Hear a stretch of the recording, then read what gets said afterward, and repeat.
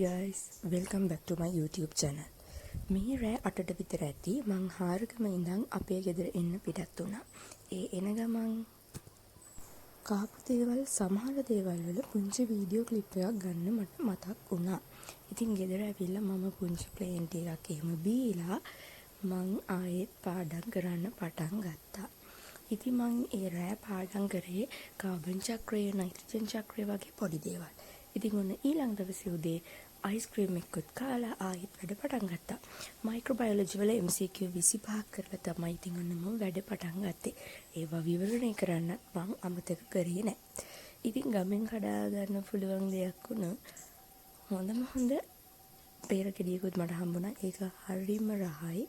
ඊට පස්සේ මම අනුරාධ සර්ගේ පුරුෂ්ටිකාතති වීඩියෝ එකක් බැලුවා. මොකද මට ක්ලාස් තිබුණා, මට ක්ලාස් යන්න බැරි වුණා පුරුෂ්ටික ආතතියට. ඉතින් ඒ හින්දා මම ඔන්න ඒකත් කම්ප්ලීට්ලි ඉවර කරගත්තා.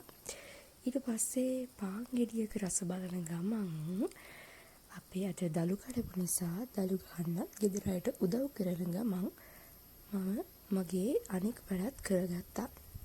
ඊට පස්සේ ඒ වැඩත් ඉවර වෙලා මම පැය 5ක කෙමිස්ට්‍රි පේපර් එකක් කරා. මේක එක්සෑම් එකට අධ්‍යාපන අමාත්‍යාංශයෙන් ගහපු පේපර් එකක්.